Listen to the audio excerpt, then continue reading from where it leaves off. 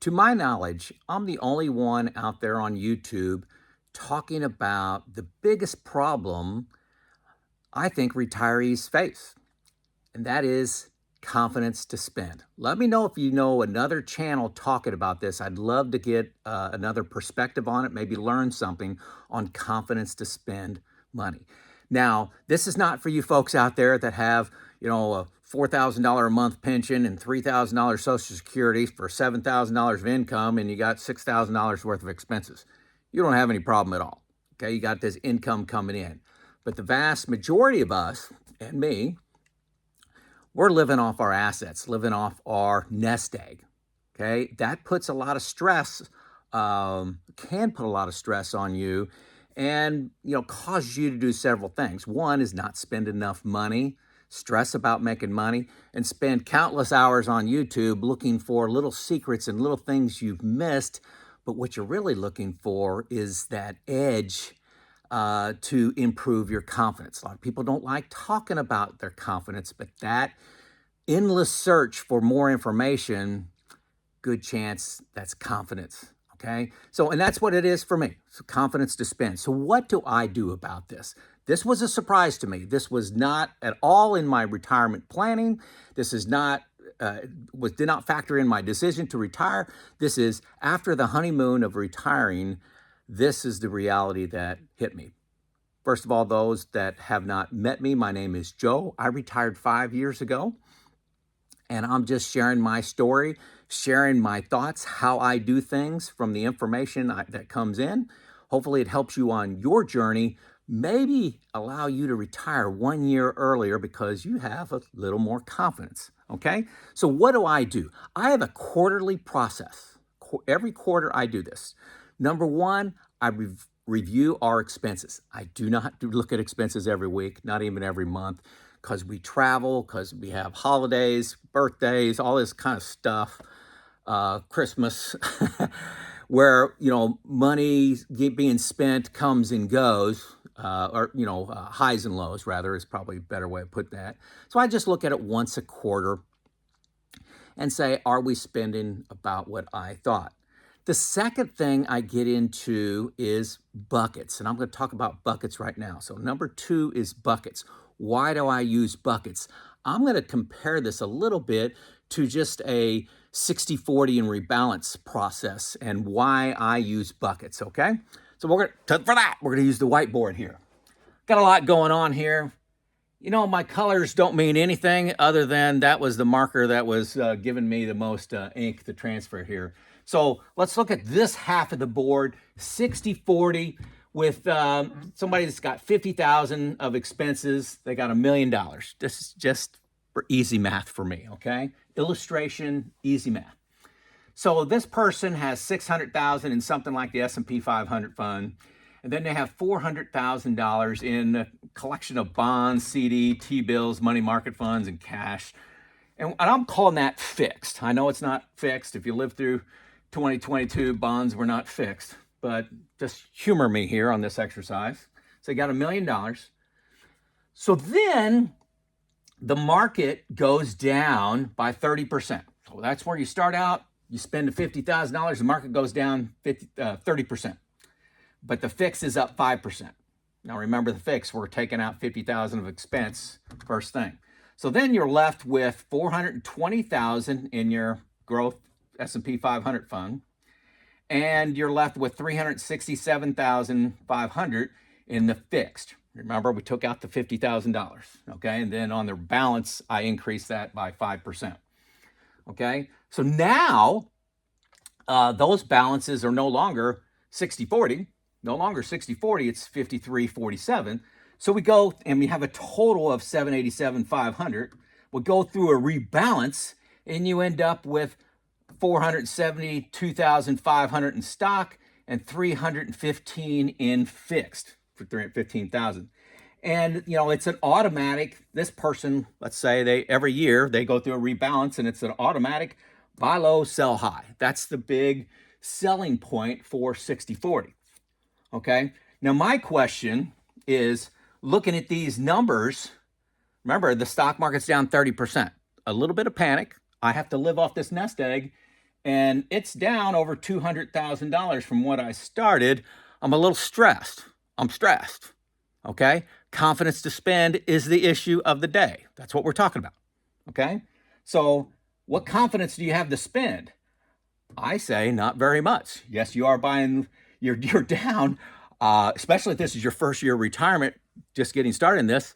I'm going to dial things back. Okay, I'm not going to be spending that $50,000.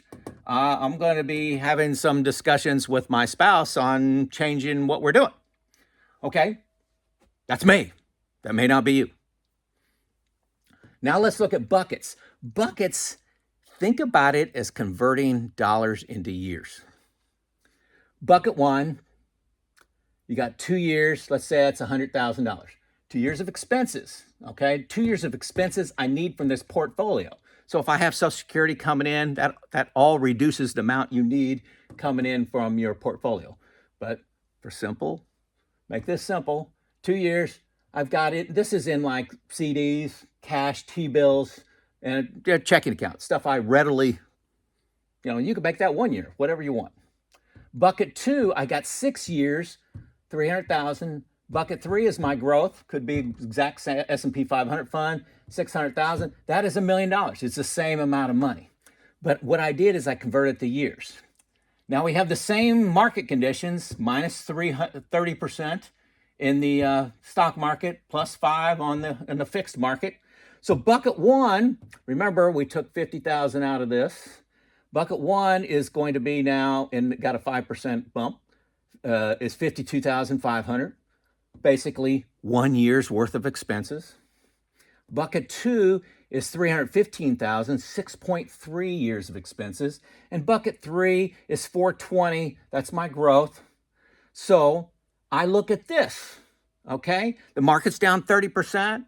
I'm a little concerned, but I instantly look at this and say, well, the market's down 30%. I got another year of really cash, fixed stuff, guaranteed stuff. And then I got another 6.3 years for the market to recover, for that 30% to come. I've got 7.3 years. The market, high probability it's going to come back in that time if you look at history. I'm going to go ahead and keep spending my $50,000 because I've got this covered in pretty safe investments. I really don't look at this. This is just going to have a lot of drama in my growth. Now, what you can do, it's not automatic in buckets, but what you can do is you can do a buy low, sell high.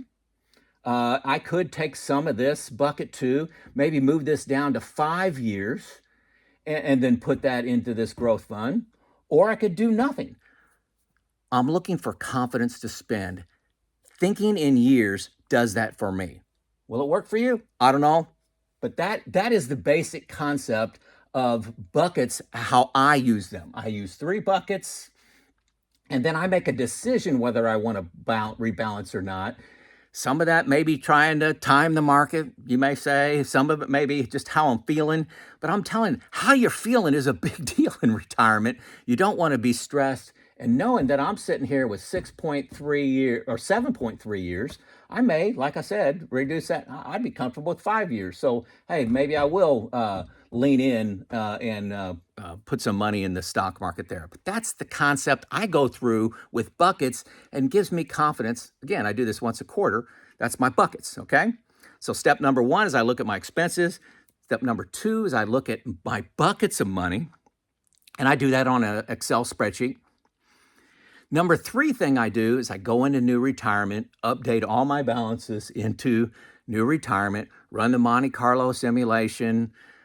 It has all kinds of things in there on rates of return.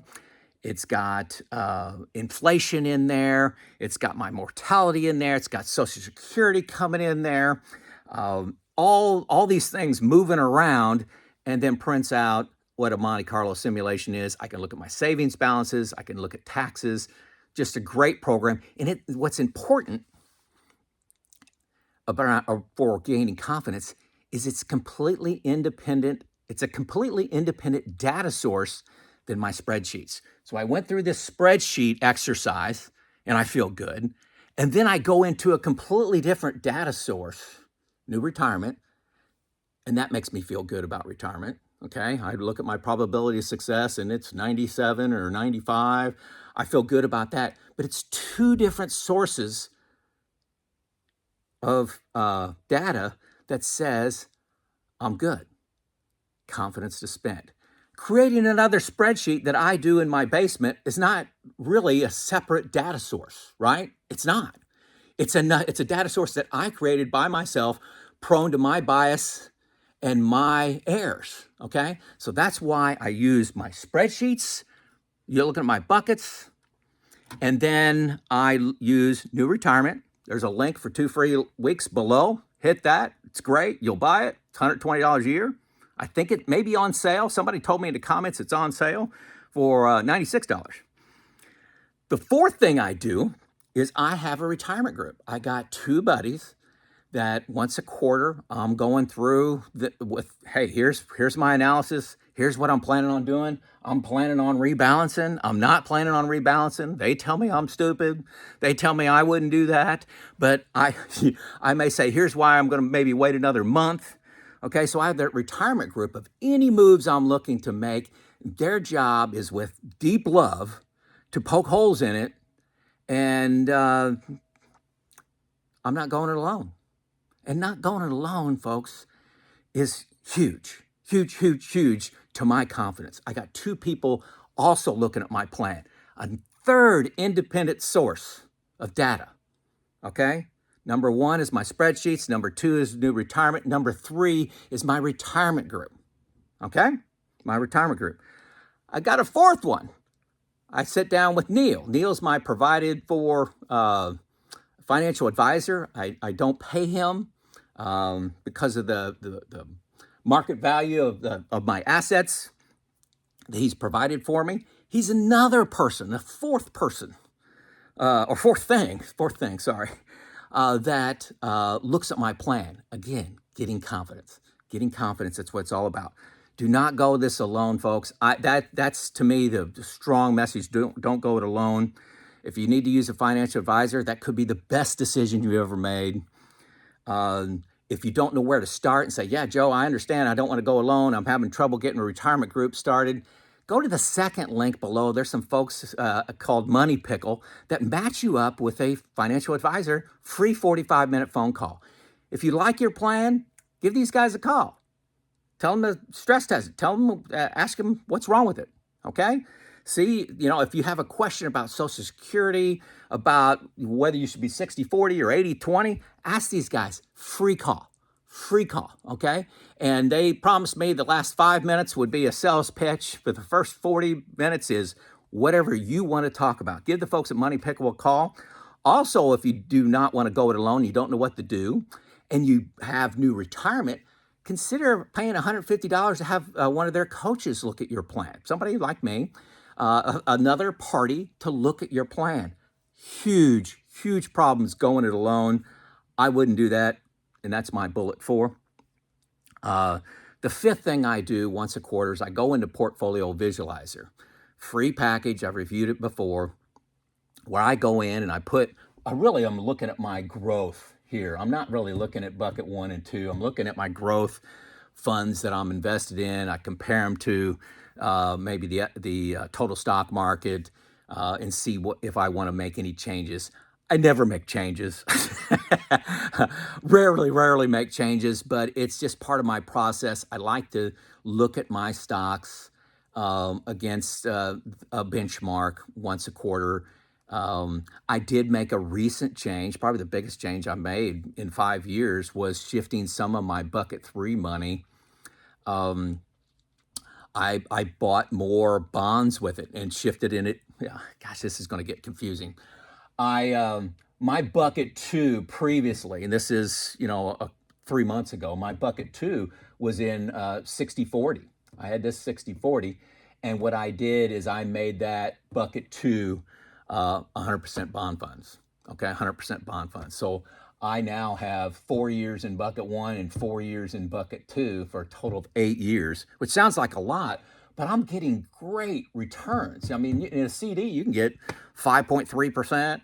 in bond funds, you're getting 5, and T-bills, you're getting 5. So I'm locking in those up here, and letting my growth go crazy. So that's kind of things I do in Portfolio Visualizer. Now, hopefully I didn't confuse you with that, my bucket 2 changes. But my point today is confidence to spend will be a massive issue for you in retirement. What are you going to do about it? What are you going to do about it? Because it'll drive fear. Fear is trumped by data. Okay? So you got to supply more data from independent sources. You don't create, if you have one spreadsheet, you don't create 2 spreadsheets and feel twice as comfortable. Okay? That's not what you do. You create your one spreadsheet like I do for buckets. You maybe use a comprehensive software package like New Retirement. That's a second independent source. And then you go to a retirement group or the folks at Pickle or a financial advisor, and that's a third group to look at your, to gain confidence, third data source to look at your plan. So I'm telling you, this will be a big deal for you. This is what I do. Do what you want, okay? Do whatever you want. If you got something totally different than this, please let me know in the comments. I read 100% of them. It's Joe out.